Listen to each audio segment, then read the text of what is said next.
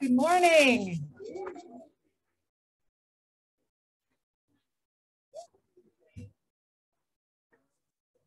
Good Sabbath, Shabbat Shalom. Welcome to North Madison Congregational Church in person here on the grassy knoll and in diaspora across the virtual universe.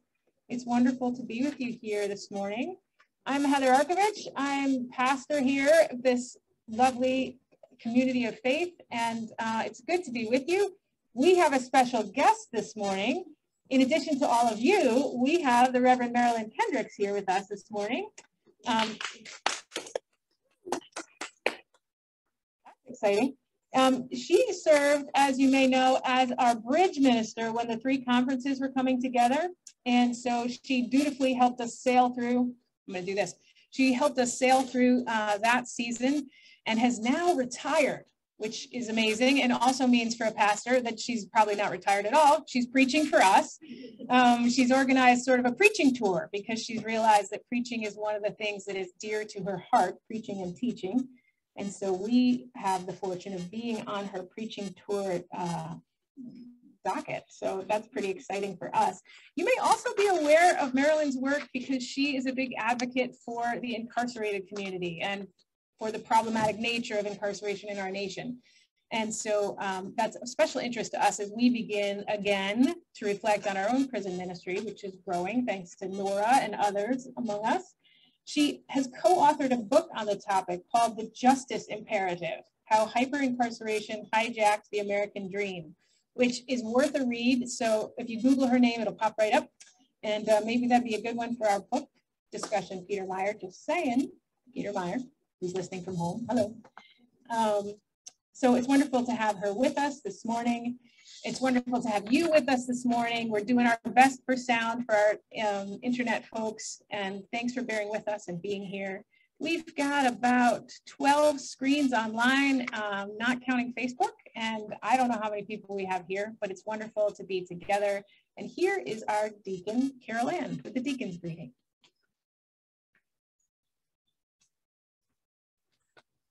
Welcome to worship.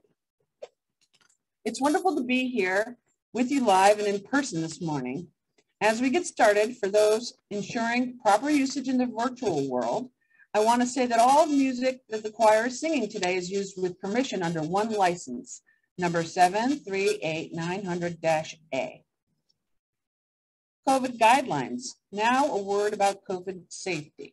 The enchantment of our love for one another indicates that to ensure everyone's comfort and health, we will each abide by COVID safety guidelines. We will not touch each other, even during greetings or shalom. We will keep 6 feet apart from other household groups, and we will hum along robustly to the choir, but for the moment, will not sing out while gathered as a worshiping body together. The choir sings masked and socially distanced. Our presence here in person indicates our intention to abide by these loving guidelines. A special welcome to everyone worshiping with us via Zoom or Facebook Live today. I just realized my script was covering the screen. Sorry, guys. So welcome. We're glad to be together via this technology. Okay, please post your joys and concerns as usual in the chat with joy or concern in all caps as the first word. If you're worshiping with us here on the Hill, please text your joys and concerns to my cell number. Here it is again, 203-747-4840. 203-747-4840. If you don't text or don't have your phone with you, please raise your hand and Peter will bring you a slip of paper and pen.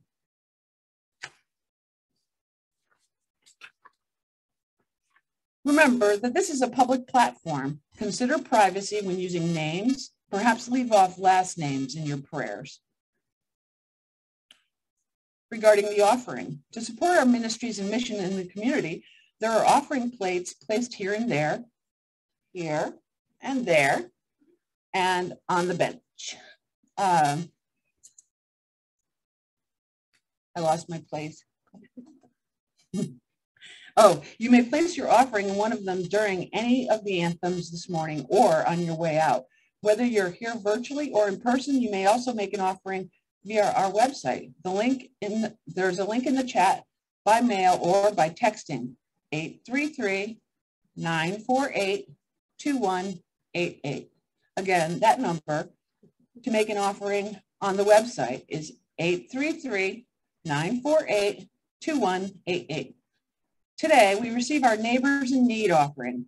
Neighbors in Need is one of the UCC 5 for 5 offerings. This year, Neighbors in Need will support our unhoused and refugee neighbors. You may write NIN on your check memo or in the note on your online giving. Please give generously. Thank you. We're so glad to have all of you with us here this morning. Your presence here enriches our time together. I hope worship today will be meeting and with our Creator. And now, Junior Deacon Jackson. And I'd like to note as Jackson comes forward, he's a little under the weather. So thank you, Jackson, for being here. It's not COVID. He's going to do worship and go home. So thanks, Jackson. Thank you, Jackson. Thank you. You can take off your mask. Oh, okay. O God of every nation, on this World Communion Sunday, we have gathered again in this sacred place.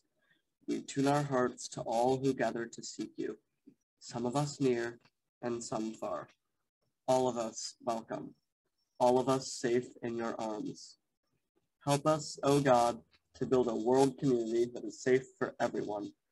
As we worship you this morning, may we create here, in all the ways we are here, a circle of love, ever expanding, ever growing, a place of wisdom, a place of connection, a place of hope and grace.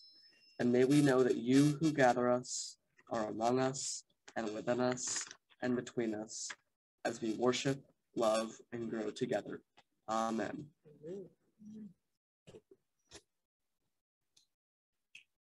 Amen. Now this is a time where we center ourselves for that worship. And this morning we will experiment again with a practice we engaged a couple of weeks ago called centering prayer. So in this practice, the idea is to center ourselves, not to be focused on trying to get it perfect, okay?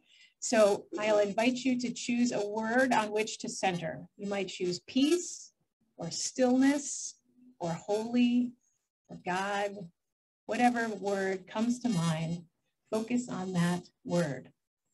And as you focus on that word, the goal is simply and only to rest in the presence of God. That's it. You will inevitably be distracted. That's part of the experience. The distraction is not the enemy of the experience. It's just part of it, like it's part of life, okay? So I invite you to close your eyes if you're comfortable or soften your gaze. Be aware of your body and take a deep breath in, breathing in God's presence and a deep breath out, breathing out God's peace.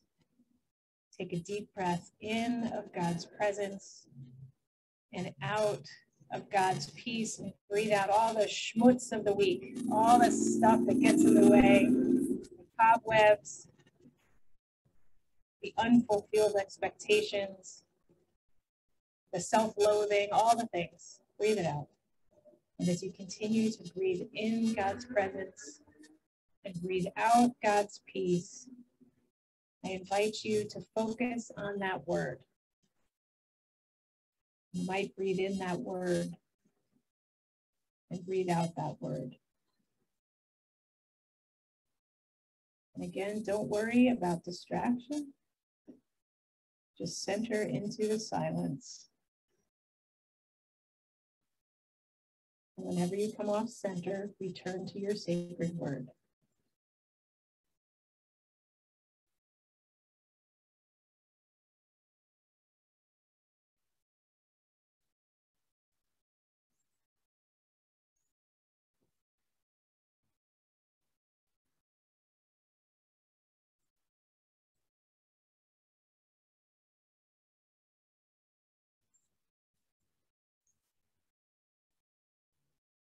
This centering practice is silence, distraction, sacred word. Relax, silence, distraction.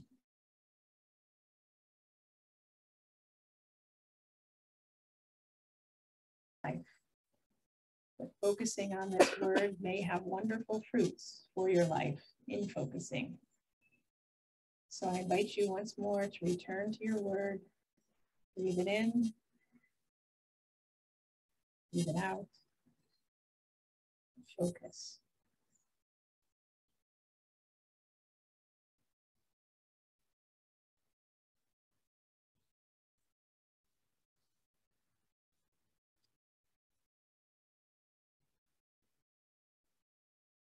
Holy One, we thank you for this time together. We thank you for this body gathered here. We thank you for the bread of nourishment and word and worship we are about to receive.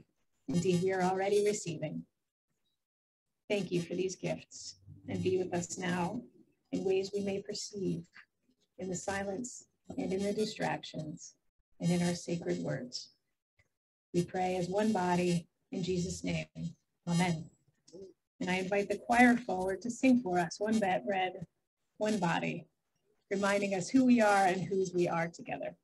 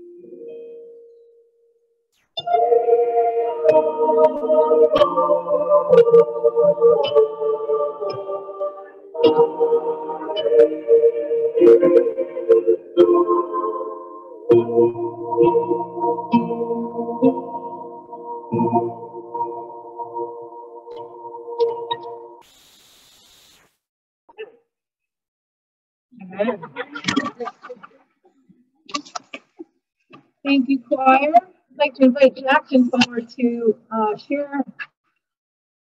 Sure, and I just want to ask, how many remembered it was Communion Sunday and brought your own elements? Okay, great. We just want to make sure we have enough up here for everybody. Thank you. So here's Jackson. Thank you. Okay.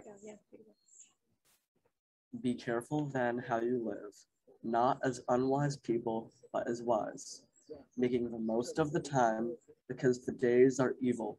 So do not be foolish, but understand what the will of the Lord is.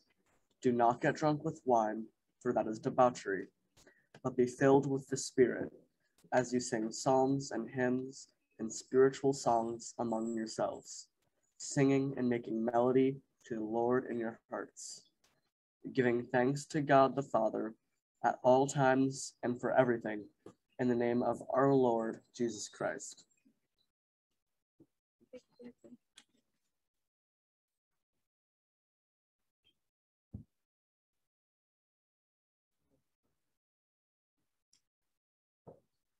Good morning. It is so good to be here with you, worshiping with you this morning. I bring you greetings from Spring Glen Congregational Church in Hamden, Connecticut, where my husband and I and my daughter and grandchildren are members. It is a pleasure to be here and to be here on this special World Communion Sunday. So thank you for the invitation to be here and preach this morning. Will you pray with me? May the words of my mouth and the meditations of all our hearts be acceptable to you, O Lord, our rock and our Redeemer. Amen. Be careful then how you live, not as unwise people, but as wise. These are the words that are traditionally attributed to the Apostle Paul in his letter to the church at Ephesus. The New Annotated Oxford Bible says this about Ephesus in general. It says, in powerful poetic language, drawn from the early Christian hymns and Jewish scriptures, the letter to the Ephesians celebrates a vision of the universal church, according to God's eternal plan for humanity. Christ's death brought together both Jews and Gentiles into one new unified community. The Jewish law, which previously divided Jew from Gentile, was rendered irrelevant by the cross, and Christ thus reconciled both groups to each other and to God. Close quote. So this entire letter from Paul is written with the goal to unify people who had formerly been in different camps, so to speak. I have to remember to look at the camera every now and again. They appreciate that. This is Paul's invitation to the new church at Ephesus to be the change that they hope to see in the world. And so at this time in which we find ourselves in America, I'm really drawn to the very first line of this scripture. Be careful then how you live, not as unwise, but as wise people. What is careful living? And how are we to be wise? We who are followers of Jesus and called by him to be one in the Spirit, how are we to be careful? As followers of Jesus, treading the path of our lives in his teachings, that is wise, I think. But anyone who has read the teachings of Jesus has to wonder how one is to be careful. I wondered about this word, careful, as opposed to carefree, right? The question might instead be, how can we live a life full of care? How can we as Christians live in a way that is full of care for one another? Well, I believe that Jesus's life and ministry provides us with an idea of the requirements of living our lives in a manner that is full of care for all God's people. You know, back in August, my husband, Alan, and I, we traveled to upstate New York to the Chautauqua Institution. Anybody heard of Chautauqua Institution? It's a great place, right? Yeah. And the theme that week was empathy. And it got me to thinking about how we can live a life full of care for one another. And it seems to me that empathy is a really good place to start. Now, of course, being empathic is easier with our own social group. We can imagine what someone is feeling if they're a member of our own kith and kin. But what of others? How can we have empathy for those whose life experiences are so very different from our own? And just wondering about that has moved us from a place that is easy to a path that is much, much more difficult. But it's one that Jesus calls us to. In his Sermon on the Plain, he recounted in the 6th chapter of the Gospel of Luke, Jesus says, if you love those who love you, what credit is that to you? Even sinners love those who love them. Yes, I believe Jesus when he says that we must love one another, even across ethnic, class, and racial divides. And this is where I believe empathy is required, because the best way to love folks who are so very different from us, from ourselves, is to imagine what their lives must be like. And this is how we can live into the advice of the writer of Ephesians, to be careful how we live, not as unwise people, but as wise. Seems to me that one of the best ways for us to be wise is through education, right? We need to be educated. And being willing to educate oneself about the lived experiences of other folks whose lives are very different from our own, as were the Jews from the Christians, or the Jews from the Gentiles in Jesus's time, in Paul's time. That's the path of the wise.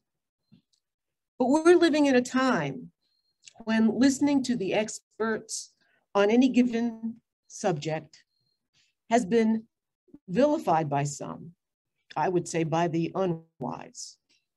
Climate change, the efficacy of vaccines against the viruses, the existence of systemic and structural racism in America. All of these current issues could be addressed if we were to read and listen to those who know more than we do. If we were to take heed of the words of the experts. So I'm just going to take one of those topics this morning. I'm going to talk about racism. Lately, there's been much hubbub over CRT, critical race theory. And who are the experts in this field? Well, certainly the academics who have been studying racism in America for many, many years, for decades. And also, I would say the people who are its targets. These are the experts. And just so we are all on the same wavelength, I'm going to read a definition of critical race theory. It reads like this. Critical race theory is an academic concept that is more than 40 years old.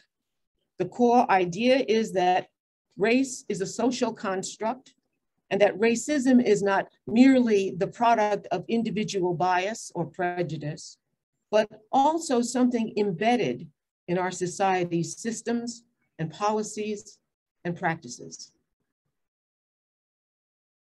Now, if we are to be wise, it's important where the invitation to the unwise comes from.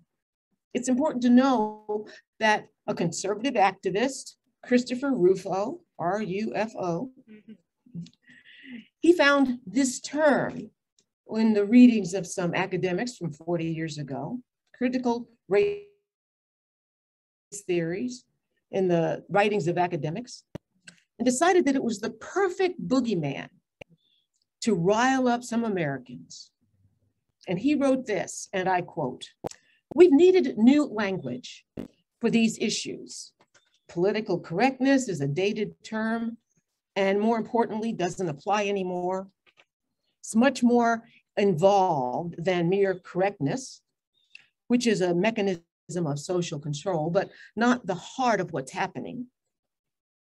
He goes on, "The other frames are wrong too, and doesn't translate into a political program.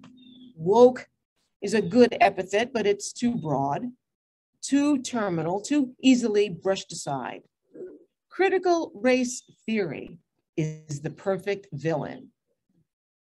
Close quote. The perfect villain.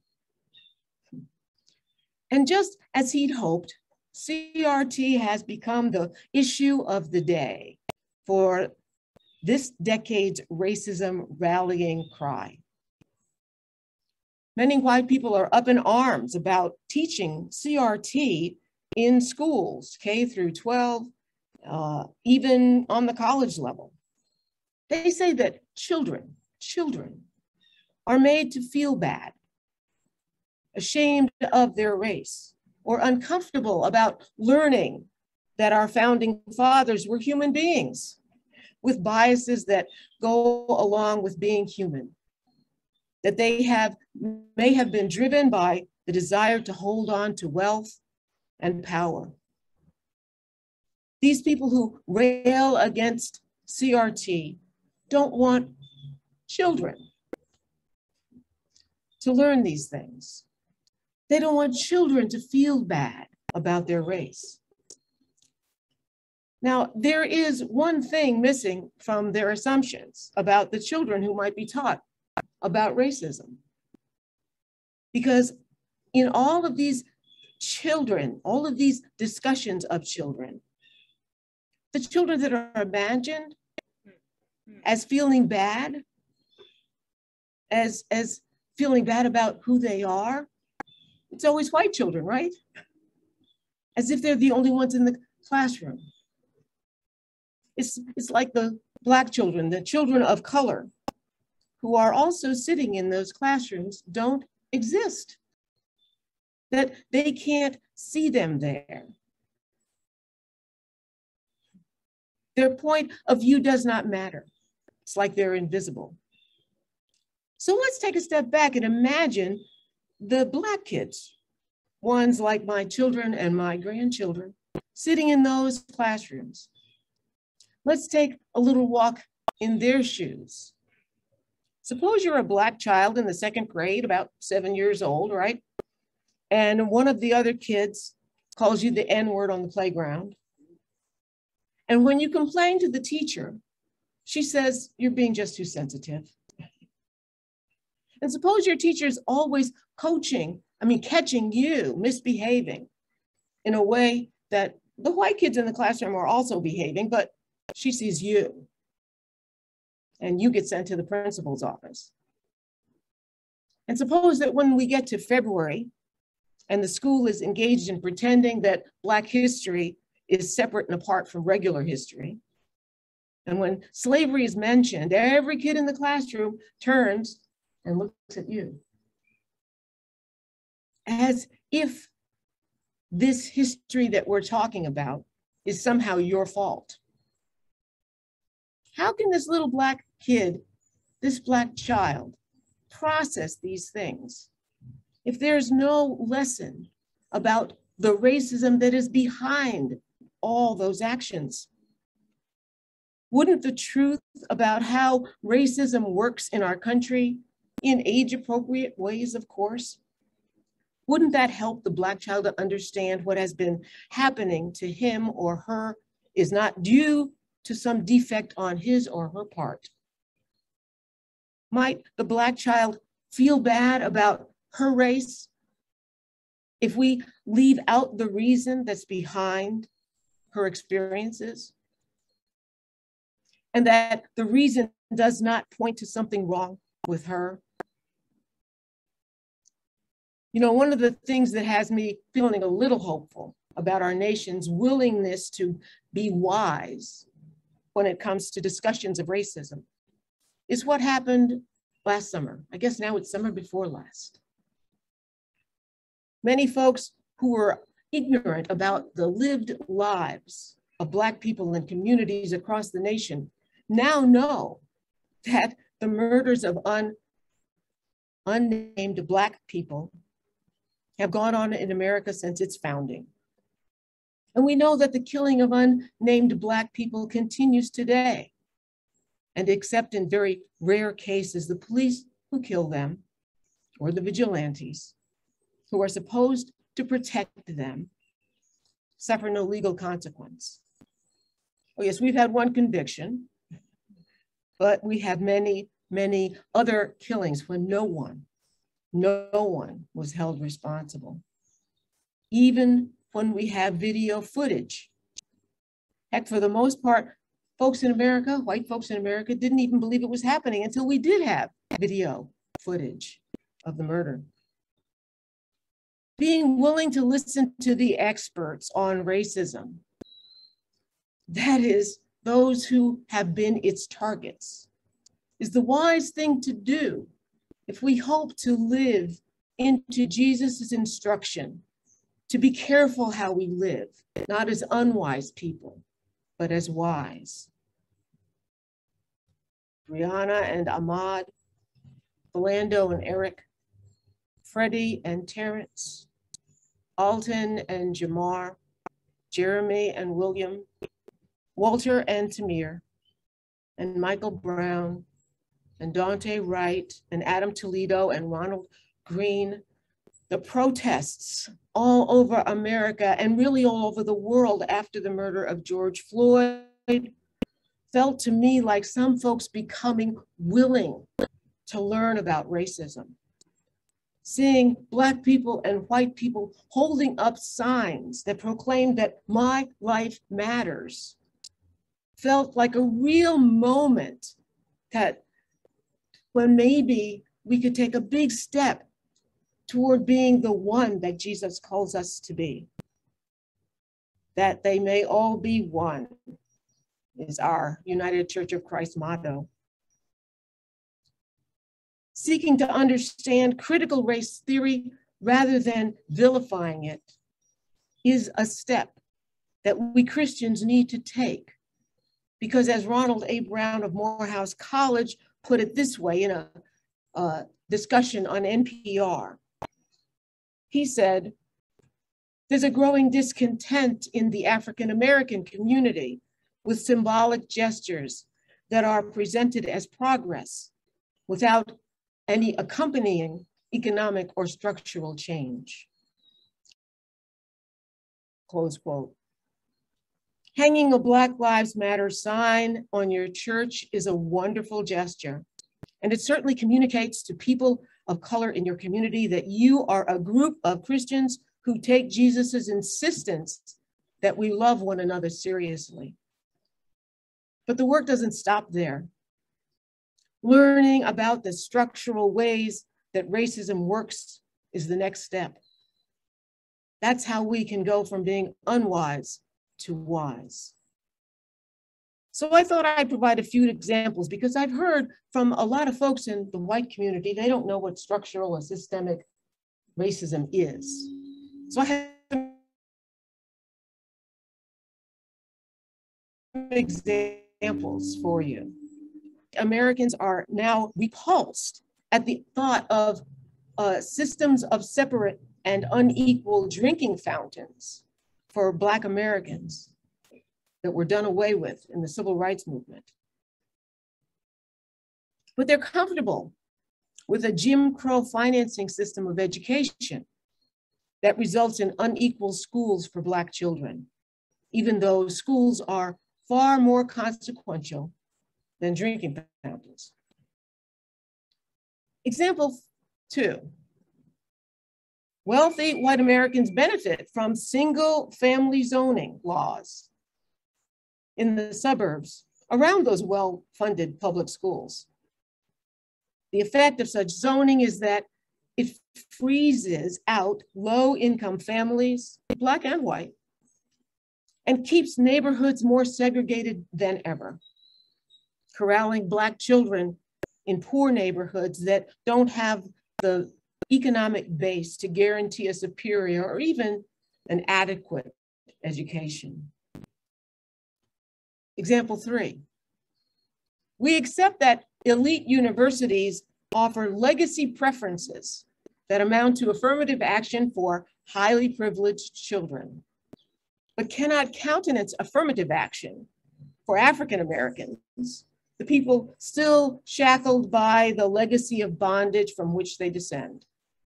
This is one reason that universities have more students from the richest 1% than from the poorest 60%.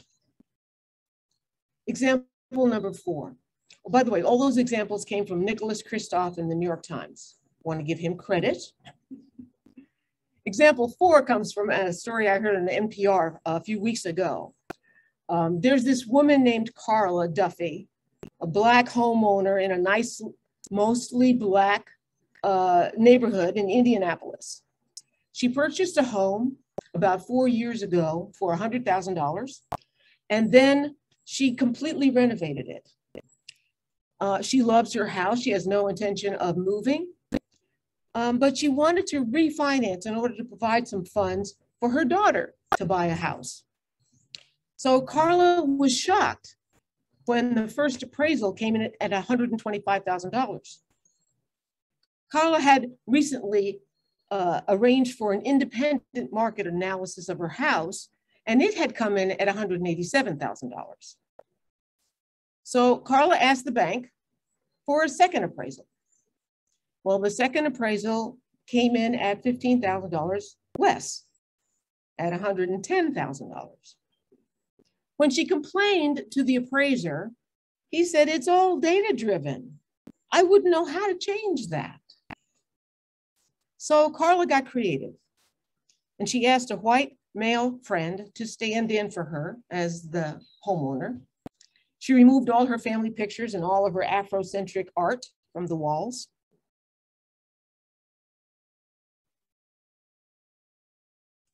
And then guess where the third appraisal came in? Guesses? $250,000. Oh. Now, I believe the appraiser who said that it's all data-driven. The systemic racism has these assumptions that are built into systems. You know, if this, then that, in the software, right? And the assumptions that are built into that software, that's white supremacy baked in. At least the appraiser believes that it's baked in. It's estimated that there is $68 billion in lost wealth for Black homeowners because of this system of systemic racism that results in white supremacy. Example 5. I heard this on the news and it absolutely blew my mind. The NFL has been engaged in what they call race norming. They're not even trying to hide it. It's named race norming in order to decide on the monetary settlement for retired NFL players who are dealing with chronic traumatic encephalopathy, CTE. Seems they postulate that Black players start from a lower level of cognitive acuity than because they're Black. And so they adjust their payout downward as a result, effectively saying that Black people are stupider to begin with, so no need to pay them as much for their brain damage. It just kills me. If we hope to participate with God in the creation of the beloved community that Jesus calls us to,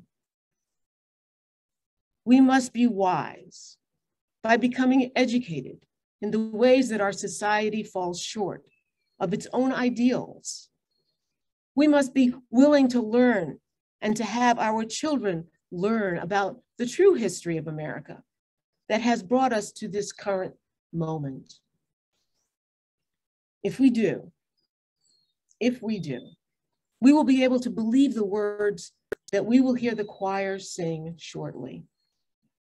O God of every nation, of every race and land, redeem the whole creation with your almighty hand.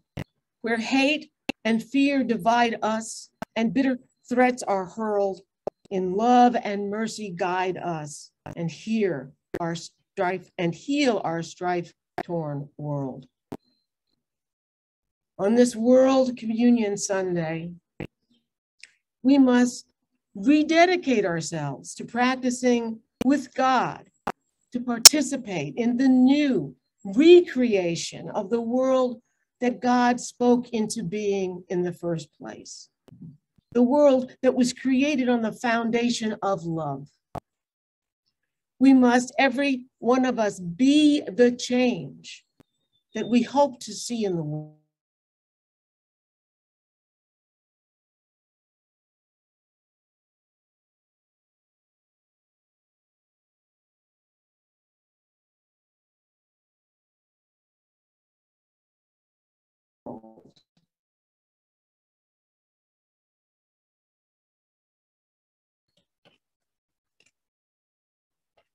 Amen. And I invite the choir forward to sing for us this prayer.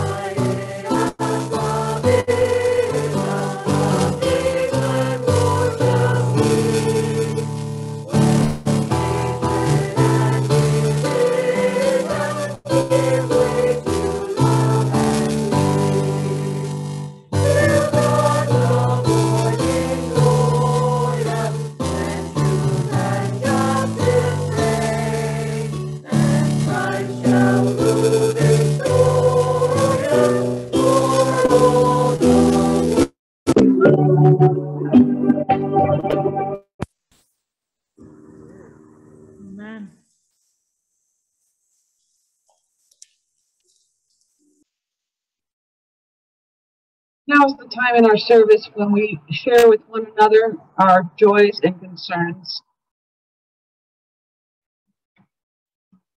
From Peter Half, I have the men's retreat will be held the October 16th weekend in Old Lyme. Let me say that again. The men's retreat will be held October 16th weekend in Old Lyme, Connecticut. If you have any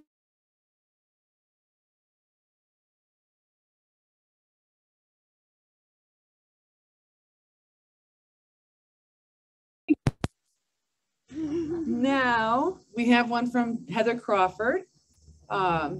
She actually has three. Two of them are joys. The first is her older daughter got her license this week and is driving everywhere on her own. Yay! Another one is she had a 3-generation wonderful time at the Goodspeed last night. And if you like Rodgers and Hammerstein, go see it. Go see what? A grand night for singing. And a concern. Prayers for the O'Neill family at the loss of Joan, a force of nature, for nature. Good morning. I have a joy. God bless Nora, who is celebrating 20 years cancer-free this month. Go, Nora! And a concern. Prayers for Andrew and Owen. Prayers for positive outcomes in this next several months. Prayers for all who are facing health issues and challenging diagnosis. And a joy. The beautiful weather, a great job with amazing company. And from Melissa Blunden, we have remembering Joan O'Neill, who died this past week. She was a true friend of the earth and land and a land conservationist. She was kind and gentle and tenaciously passionate about her love for nature. She will be deeply missed. And I have a joy that Bennett was able to compete yesterday in the biggest U.S. boomerang tournament in Ohio. Paul is quite proud, as well he should be. And I have just one joy and concern. As I was sitting here listening to the sermon, I opened my eyes and gazed over toward the parking lot, and I thought I saw Frank Walsh coming toward us. And I'm feeling his absence today because he's touched all of us, and I feel as though my life has been enriched by having known him, and I feel like I'm carrying his spirit in my heart, and I'd like to, go over and see him standing nearby. So anyways, let's all give God bless to Frank. God bless you, Frank. We all miss you. And let's take a moment of silent prayer as we lift up those joys and concerns and remember those that haven't been spoken, that are just in our hearts.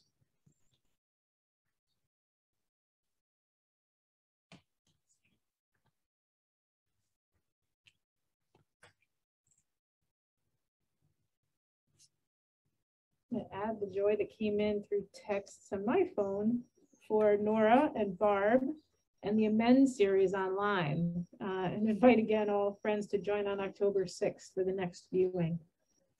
And a prayer for Sally, who's home sick today. Sally, we remember you. So let's continue in a spirit of prayer.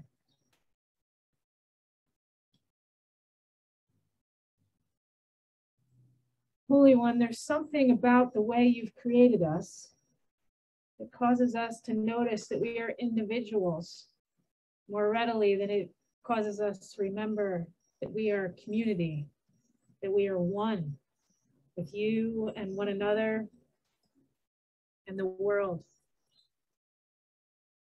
We don't know why you created us this way, oh God, but we pray that you would help and open us to that wisdom, that you would help to open us to the empathy and compassion of which we are also very capable. We thank you for the gift this morning of Marilyn's wise, empathetic, and pulling words. We thank you for the names that were lifted up and remembered in her speaking. We thank you for the truth that she shared.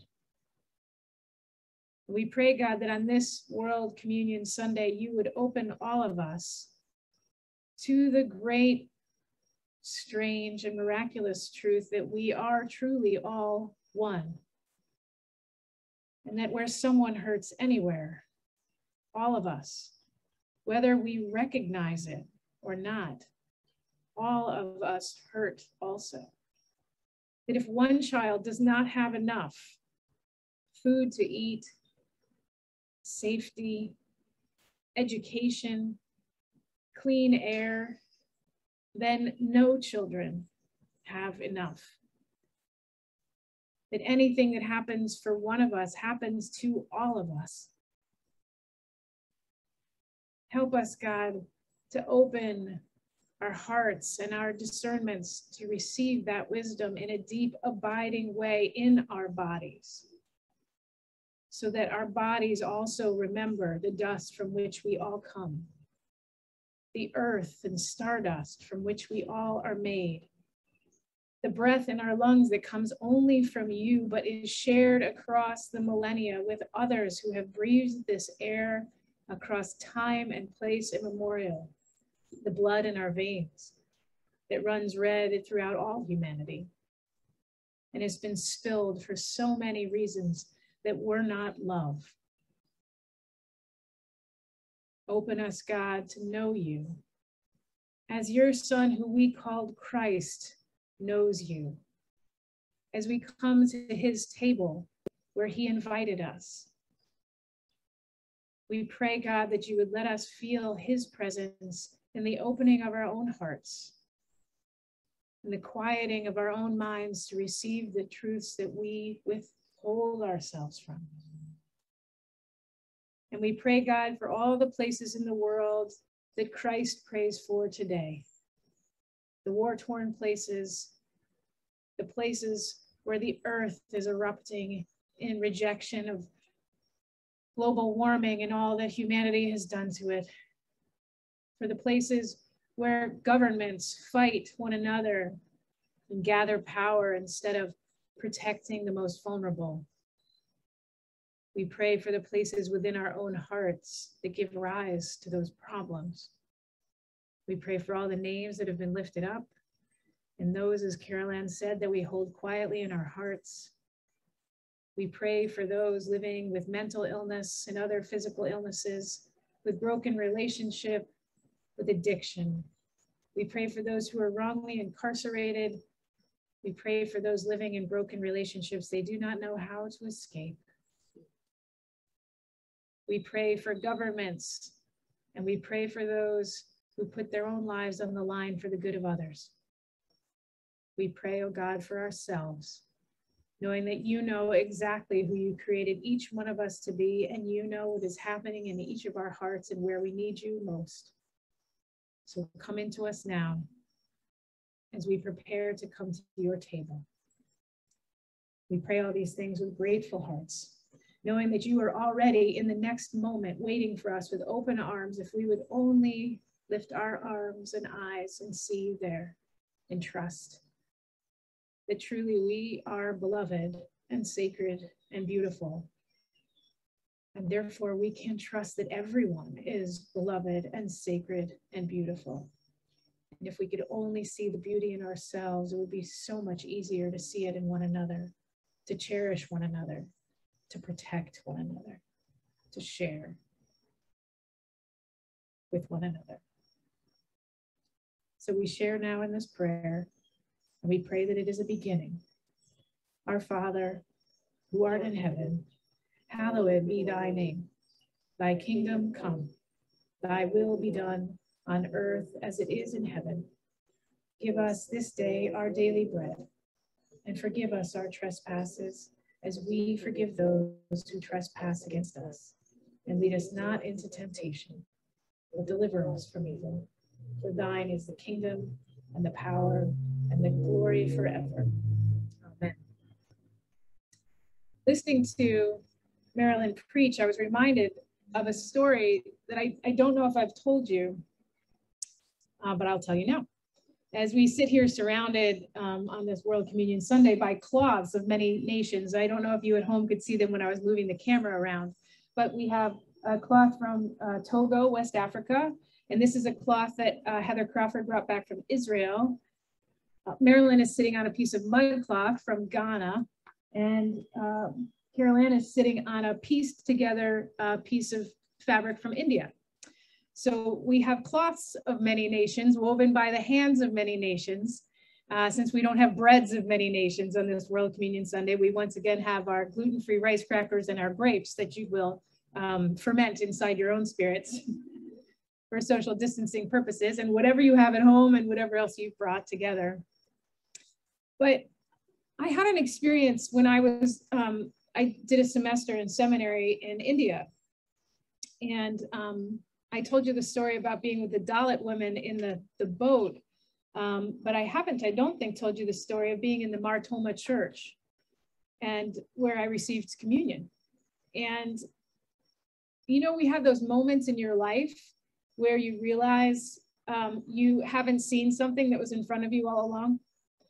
And I think for white people, you know, racism, critical race theory, white supremacy are all things that were in the water all along that we haven't noticed. We just swam in the water. And now as brave, desperate, hopeful people try and raise the cry again that we should receive this knowledge of these systemic issues in our history and in our present as a gift to us to help those of us who are white take responsibility for untying the laces of this legacy that we have received in order to open our hearts to become the better versions of ourselves we could be, and to ensure that we do love ourselves and our neighbors as God loves us for the betterment of all. This water we don't see, I feel this also in the Christian tradition of communion.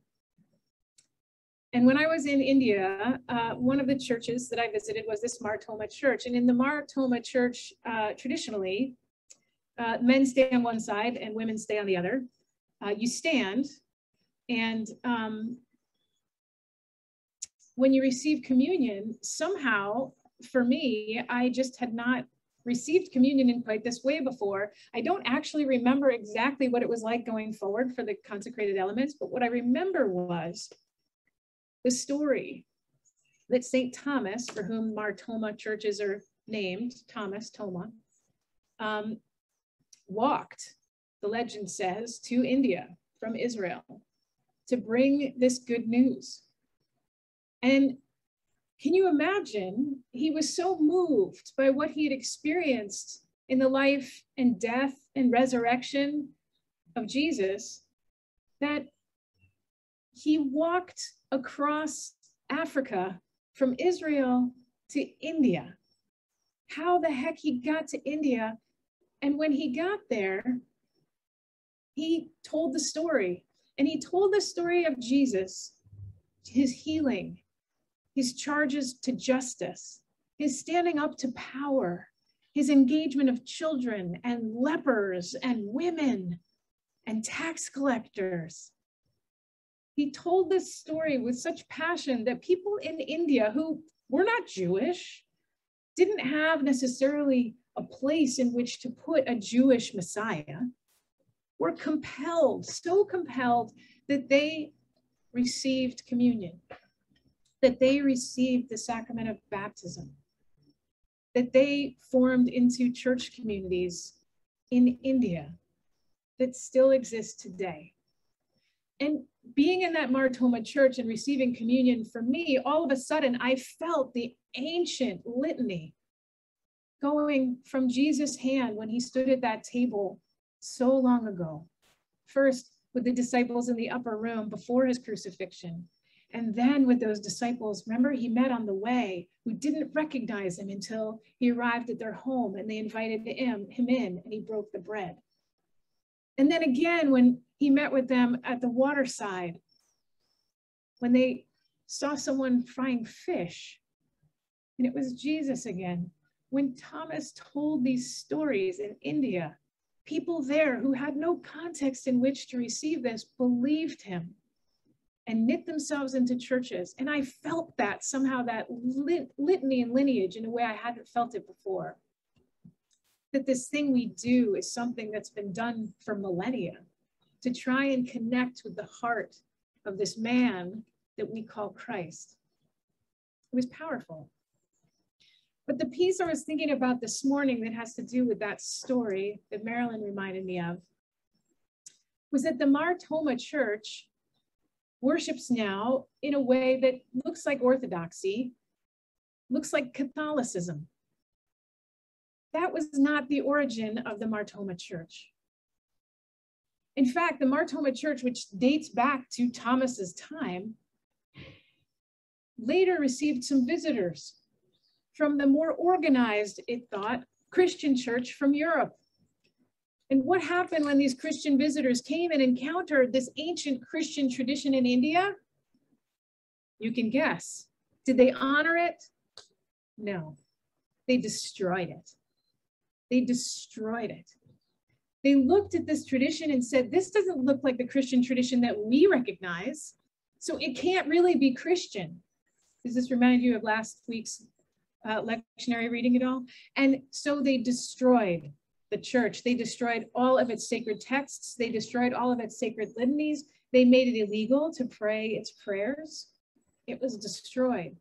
And to my knowledge, no one has found to this day extant versions of those early litanies. Wouldn't that be amazing to have?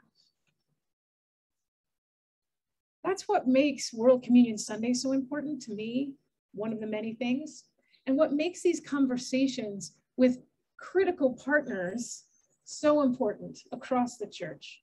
Because we each think that our local truth is the truth, capital T. And we get that in part from our Christian tradition, right? Jesus says, I am the way, I am the truth, I am the light. And what do we hear? I am the only way, the only truth, the only light. And Christianity has killed one another throughout the centuries over who was the one that was right, even as we prayed to come to this table where we are one. It's hard sometimes to hear the truths of our tradition, and it's hard to hear the truths of our communities. It's hard to sit as people and hear that we receive privileges that our neighbors do not.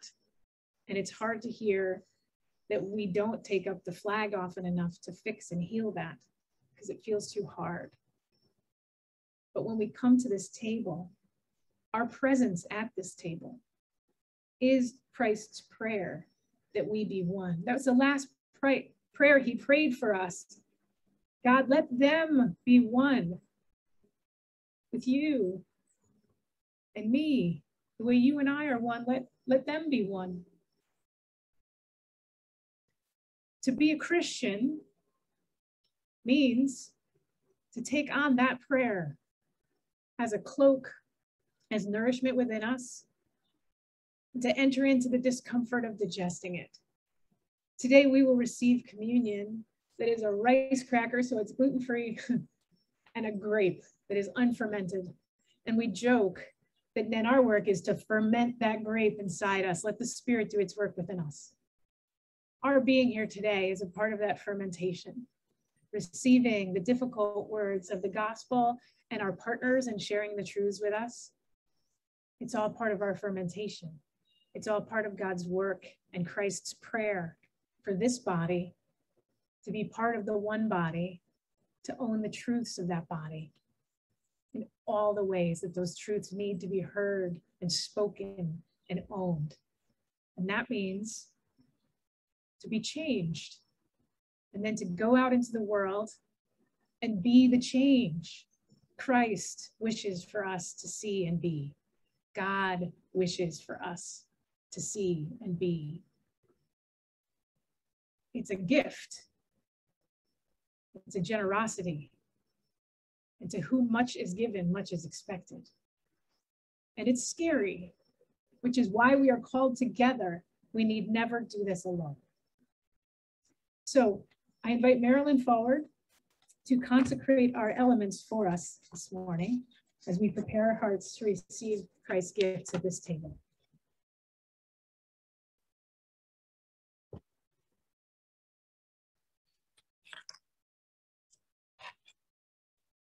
As we come to this table today, we remember that on the night Jesus was betrayed, he gathered with his friends. And after they had eaten, he took the bread and he broke it. And he said, "This is the body, this is my body that is given for you. Do this in remembrance of me." And likewise, he took the cup of blessing. And he said, "Take and drink. This is the new covenant in my blood. Do this as often as you drink it in remembrance of me."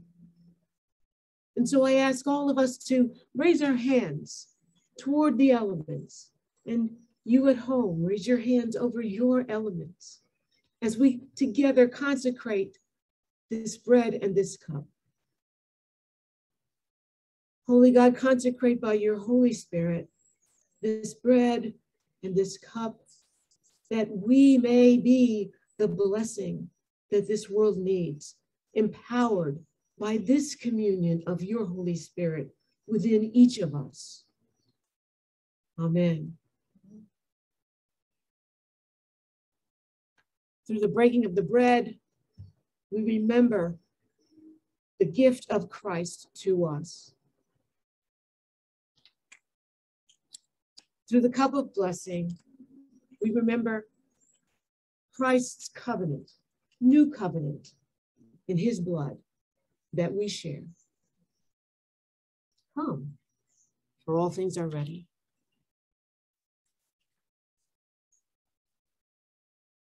I invite the choir to come forward first. Is the choir singing? Yeah.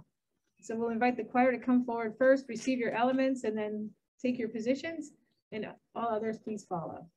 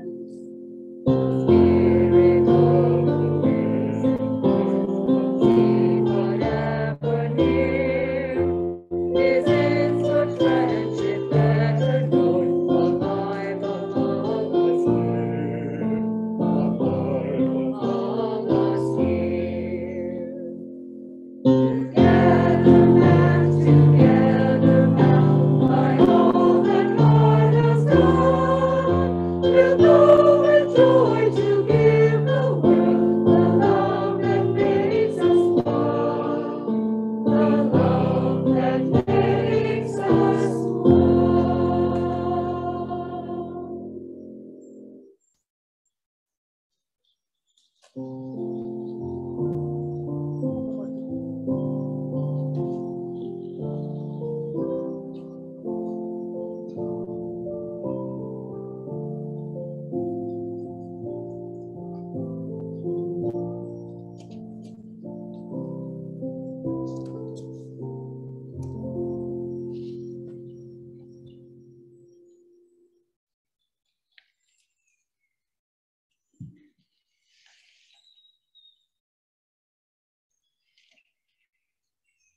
now, as you go from this place, may God bless you with discomfort at easy answers, half-truths, and superficial relationships, so that you may live deep within your heart. May God bless you with anger at injustice, oppression, and exploitation of people, so that you may work for justice and freedom and peace. May God bless you with tears to shed for those who suffer pain, rejection, hunger, and war, so that you may reach out your hand to comfort them and to turn their pain into joy. And may God bless you with enough foolishness to believe that you can make a difference in this world, so that you can do what others claim cannot be done, to bring justice and kindness to all God's people.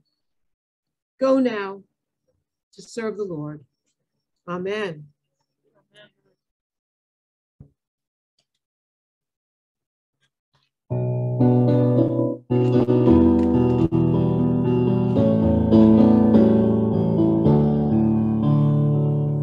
Shalom to you now. Shalom, my friends. May God my friends.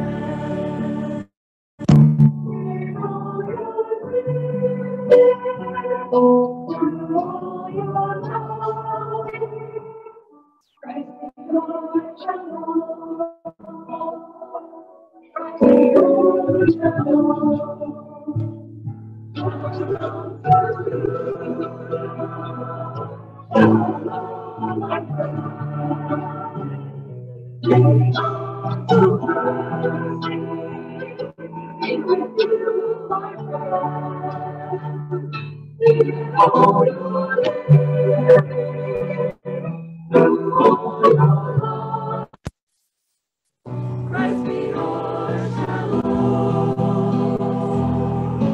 Christ be Lord, shalom.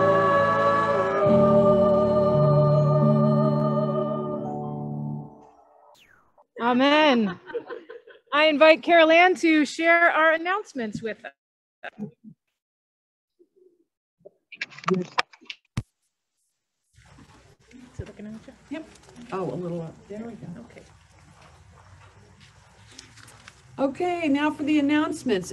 There's an awful lot going on, so please read your weekly NMCC email carefully and get involved. Here are some of the highlights to entice you. Saturday, October 16th is Madison Pride Fest from 12 to 5 on the Madison Green. In 1994, Missouri high school teacher Rodney Wilson came out to his students while teaching a history lesson about the Holocaust. He explained to his class that had he lived during that time, he may not have survived because he was gay. Rodney then founded LGBTQ History Month to celebrate LGBTQ community and educate against homophobia. Rodney chose October to coincide with National Coming Out Day on October 11th and to commemorate the first and second marches on Washington, D.C. for LGBTQ rights in 1979 and 1987. October is also a month when school is in session, and Rodney saw this as an opportunity to teach young people about LGBTQ history. Though our nation is more accepting and supportive than it was in 1994, coming out still isn't always safe for LGBTQIA+ people. Many are afraid of rejection and for their personal safety, or don't have an affirming adult to turn to. Trevor Project research shows that acceptance from at least one adult can decrease the risk of an LGBTQ young person from attempting suicide by 40%. Just having one adult supporting them. This is why our church's open and affirming covenant is so important, and why holding community pride fests is important too. NMCC is supporting this second annual Pride Fest in multiple ways, from the fencing team to decorations to helping with the actual organizing of performers and vendors. We hope you'll stop by and support the vendors, speakers, musicians, performers, and our local LGBTQIA+ community on the 6th. And now a word from Eileen McCann regarding the harvest dinner. The sign-up sheets are in the back. And if you wanted to sign up to help out with the harvest dinner on November 6th, but you're not physically present here, you can call the church office and they'll put your name on the list. We're having a takeout only harvest dinner this year, just in case you didn't hear. And the sign-up boards are in the back there. Thank you. Thank you, Eileen. The refugee resettlement survey has gone out via email. Please share your interest by October 5th. And also please plan to join us and other local faith communities on Wednesday, October 6th at 3 p.m. at the Guilford Community Center for our next meeting. There will also be an NMCC refugee resettlement internal organization meeting on Wednesday, October 13th at 6 p.m. See Friday's email for the link and for all of the information in case I said it too fast. It's important to volunteer. If you plan on volunteering, IRIS requires everyone to participate in the Zoom training. You must sign up for each training night individually. See the newsletter for a complete list of details and links. Our Neighbors in Need collection. Again, give today or donate by mail, online, or text during the week. In 2021, Neighbors in Need will support unhoused and immigrant neighbors. St. Martin de Porres Academy still needs 5 more used bikes and 17 helmets for 9 to 14-year-old kids. Monetary donations to fund the bike maintenance classes are also needed. On Wednesday, October 6th at 7 p.m., we continue our Zoom viewing and discussion of Amend about the 14th Amendment. Each episode is an hour long and is followed by a short discussion. I have a tickle. Wednesday evening Vespers moves back to 9 p.m. on Facebook Live. The ONA meeting is next Sunday after worship, right here on the grassy knoll, October 10th, next Sunday. The 17th annual Rosalind Young Memorial Concert is a virtual event October 10th at 4 p.m. Rosalind was Linda Young's beloved sister. Visit rosalindyoungmemorial.org to find out more. And again, to spell Rosalind Young Memorial, it's ROSLYN youngmemorial.org. The concert is free, but the family is grateful for all donations in support of the artists. And now we're having a church picnic and a scarecrow building event. Today, please stay for fellowship and food to help us enter the Scarecrows Invade Madison contest. So let's party.